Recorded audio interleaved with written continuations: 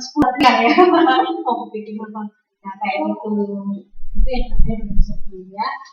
Terus kedua adalah manajemen by objektif. Jadi kita memanage sesuatu berdasarkan dari tujuan-tujuannya. Gitu. Ini pendapatnya dari Eric Drucker. Yang dimaksud dari MBO, ini kalau disingkat dari MBO, itu adalah tekniknya ini adalah sistematis, kemudian melibatkan manajer dan bawahan, dan menentukan tanggung jawab individual. Nah, contohnya ini seperti apa? Kurang lebih kayak ini. Jadi ini di sini kan sudah ada manajernya, saya manajernya. Bapak ini adalah bawahan saya gitu, karyawan saya. Kemudian saya menawarkan dalam proyek ini, tablik akbar ini, Mbak Yuli maunya di bagian apa? Konsumsi. Kemudian Mbak Siti pengen bagian apa? Perlengkapan. Mbak Dina, Mbak Bersama. Boleh istilah dari saya aja. Mbak Dina apa Mbak Dina? Mungkin ini apa? Panitia ini anggaran, ya udah anggaran. Terus nanti Mas Rian dan lain-lainnya bagian acara dan humas dan segala macam. Nah, berarti karena tadi udah memilih tugasnya masing-masing, harus bertanggung jawab loh ya. Nanti kalau dalam jangka waktu 1 minggu, pokoknya saya harus lihat nanti dari segi konsumsi udah harus ada apa ini namanya daftar konsumsi yang mau disuguhkan nanti waktu tampilkan. Terus habis itu Mbak Siti nanti juga harus sudah ada daftar kira-kira kebutuhan apa yang diperlukan di hari H. Besok 1 minggu pokoknya saya lihat itu harus ada ya semuanya ya. Nah itu yang maksudnya manajemen by objektif. Jadi saya ini membebankan suatu pekerjaan atau tanggung jawab berdasarkan dari ini individu masing-masing, berdasarkan dari bawahannya gitu.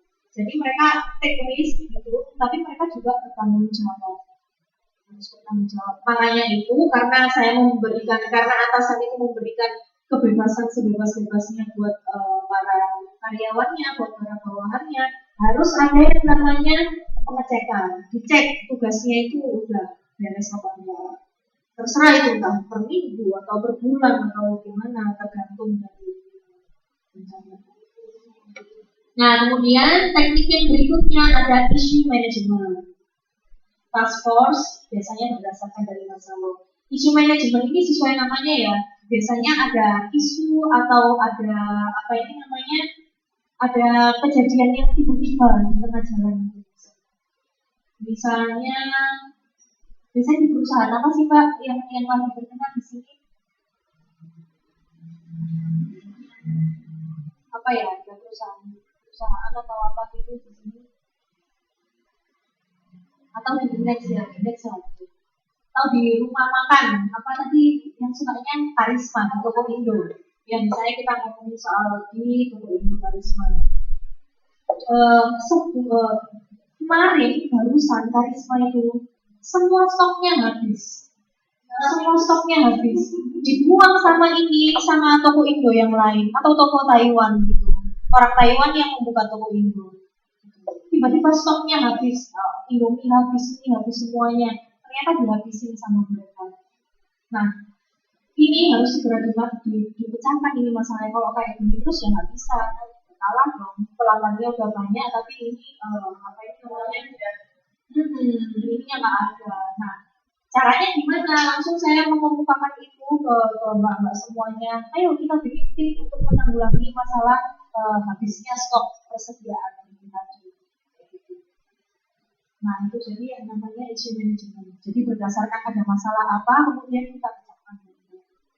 Dan biasanya langsung saya tunjuk karena ini di bahan stok ya, langsung saya tunjuk di bahan Mbak Yudi langsung ya besok ke Indonesia langsung mencari stoknya di sana terus bawa ke sini gitu. Biasanya langsung saya mengasih details. Itu yang issue management. Kemudian yang terakhir ada the top down planning. Nah, kalau di sini nih topnya ya berarti untuk pimpinannya, kalau downnya berarti bawahannya. Yang mana untuk pimpinan harus memberikan alternatif untuk ditentukannya ultimate objective.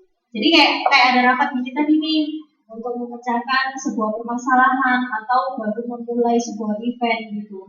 Ada event tablik akbar, saya tawarkan deh, nanti makanannya kira-kira ada oncom, terus habis itu ada pecel, ada snack, ada gado-gado. Kira-kira mbak-mbak mau yang mana?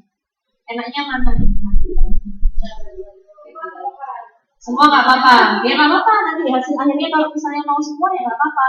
Yang jelas itu yang tadi namanya top down of planning. Jadi atasannya itu memberikan contoh gitu, alternatifnya kayak ini. Nah dari situ nanti kita rapatkan untuk mengambil satu keputusan terakhir.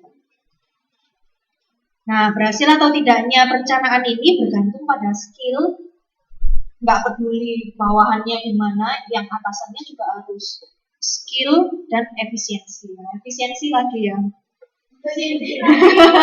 Efisiensi lagi. Nah, faktor utama perencanaan ini adalah harus memahami situasi, melakukan studi dan analisis.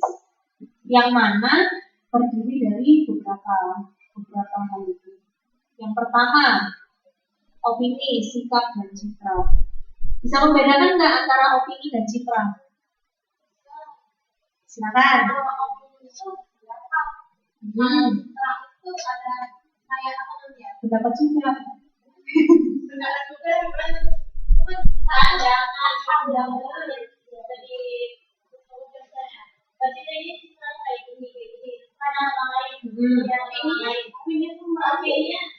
ini langsung ke contoh konkret aja kalau gitu. Iya, ini berarti sih saya itu orangnya rewel kan.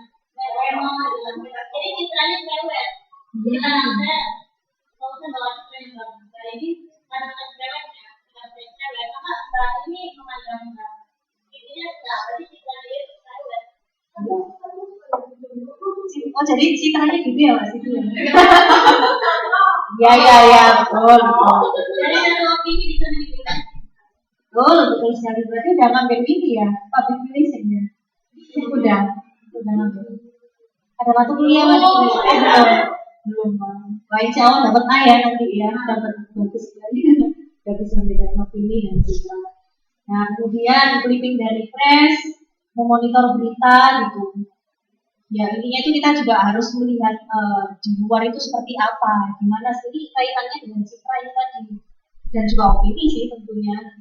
Kalau citranya dari berita itu jelek, otomatis ya nanti opini publiknya jadi jelek. Karena opini juga mempengaruhi citra, begitu sebaliknya.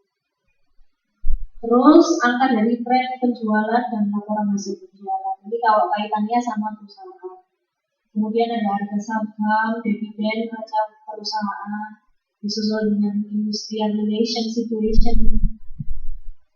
Terus ada keluhan pelanggan, kualitas produk. Yang jelas semuanya ini adalah faktor pelaksanaan perencanaan yang harus dilakukan. Beberapa situasi melalui analisis yang berbeda. Diskusi dengan bagian penjualan dan distributor, harga dan pengaruh perubahan harga, situasi ekonomi dan politik, dan kemudian pendapat pemuka masyarakat. Nah berikutnya memasuki maksud dan tujuan perencanaan. Nah yang jelas tujuannya tadi seperti yang saya bilang ya, preventif. Tapi juga bisa untuk memecahkan studi kasus. Nah bisa juga ini untuk menentukan banyaknya tujuan, namun tetap harus ada prioritas. Jadi Pak, yang namanya perencanaan itu kan kita bisa membuat banyak sekali perencanaan ini. Tapi tetap di antara itu semua tetap harus ada satu yang menjadi prioritas. Nah, tujuan dapat ditanggulangi oleh internal public relation ataupun konsultasi dari luar. Yang jelas ini disesuaikan dengan budget organisasi atau perusahaan masing-masing. Kalau uangnya banyak, ya dia mencari konsultan dari luar, ya it's okay, kan uangnya mereka sendiri. Tapi kalau uangnya sedikit dan dia memang fokus kepada public relation dan memang dia punya public relation, ya udah diatasi dengan public relation. Nah, kemudian peningkatan community relation bergantung pada kesediaan para manajer untuk saling bekerjasama.